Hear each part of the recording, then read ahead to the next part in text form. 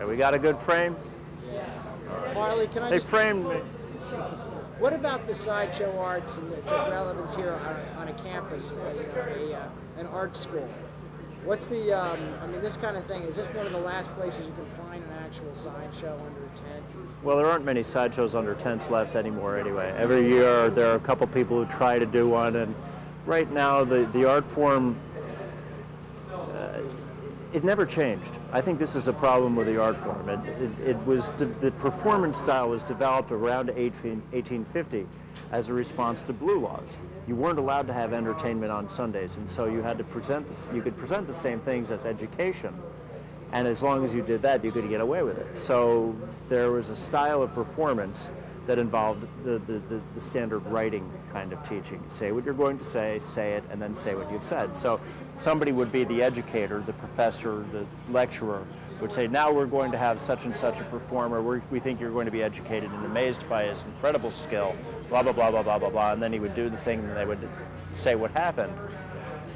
It never changed, which is one of the problems. And even though coming out of sideshows, almost everything we have that we consider to be modern entertainment, you know, racing, all kinds of fighting, wrestling, boxing, television, radio, movies, all of these things debuted in sideshows and more. You know, the list goes on and on and on. Legitimate theater debuted in sideshows, pretty much. Actually, that was a dime museum innovation. Even though all of these things came out of the sideshow, they all changed as our media technology changed. And most businesses are run conservatively, so the person looks over the shoulder at what happened last year, what somebody else did, and then they try to mimic that. And this is true in art as well. You know, if you look in the art classes, you'll see many people who are doing something that somebody else did. Yes, you can have arguments about whether something is original or not. It's very rare that it is. But if you have a vision, then you have the responsibility to bring it into being. I think that's what art is about.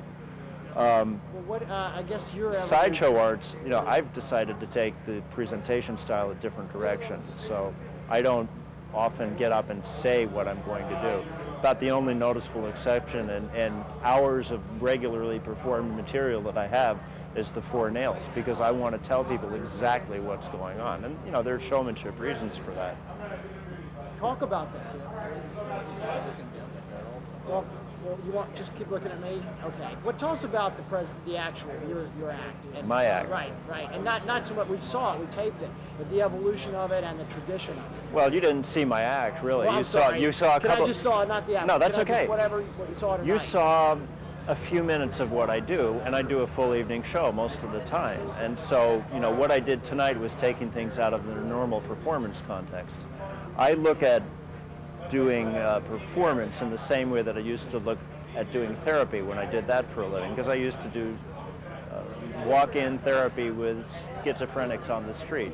Loved the job. You know, schizophrenics make more sense to me than Republicans.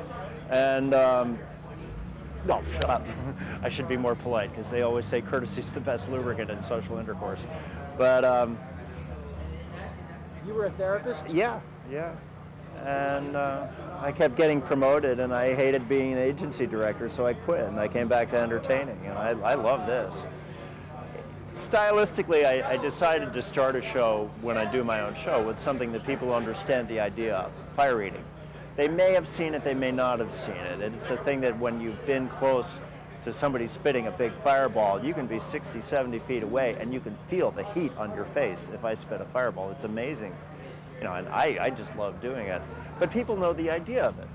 And they don't know the idea of a lot of the other things that I do. So my responsibility as a performer is to lead them through this series of scaled events where the risk levels get increasingly greater, the things that become a violation of people's sense of space and body become increasingly greater. You know, and theater by its definition is this relationship between an audience and a performer, where the audience put themselves in the performer's shoes by proxy. And so we're this kind of creature that spend our whole lives trying to find things with which to identify. So the audience puts itself in my shoes. If I start out with something that involves the fear of death, I don't have anywhere to go from that. So fire is a good way to start. And then, you know, different things have different kinds of risks associated. Messing with your eyes is one thing, Lying on nails is another thing. Talk about that you did tonight. I mean, that was a pretty amazing feat. Thank you. I'm glad you liked it. It's. I mean, as far as it's kind of hard to talk about because it's a completely nonverbal activity.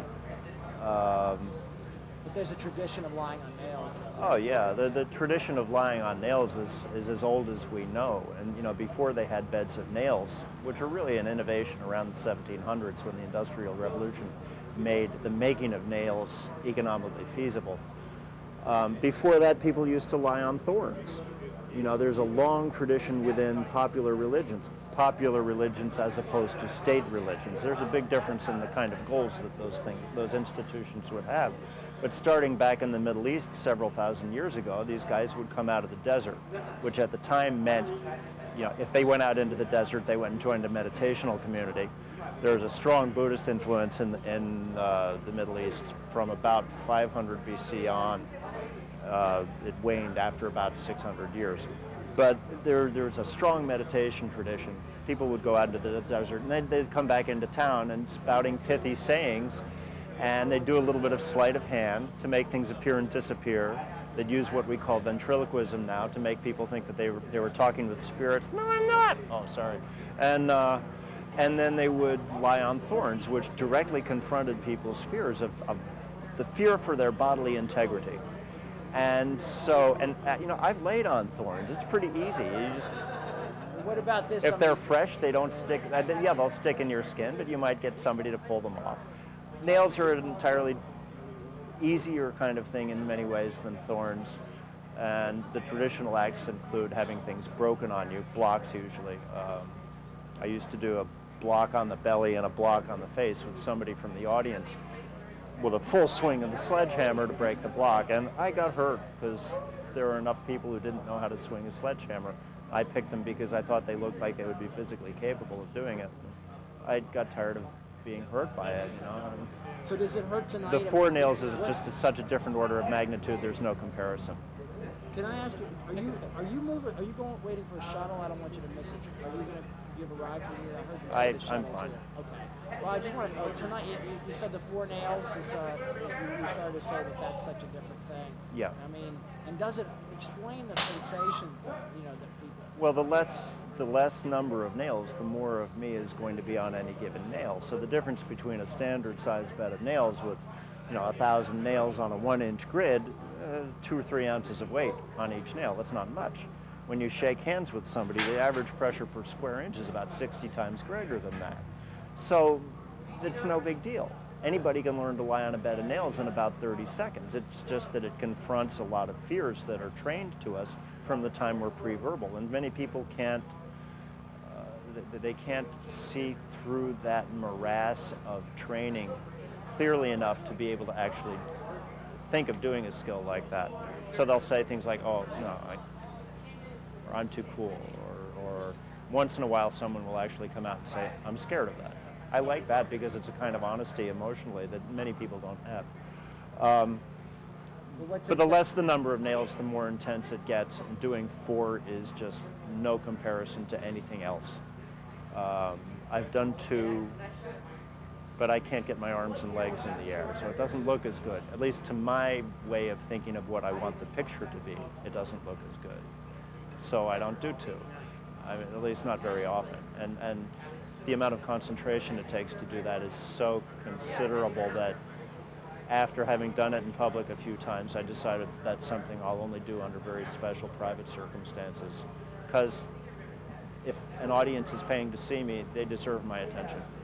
What is your favorite thing to do? Do you have a favorite? I like everything I do.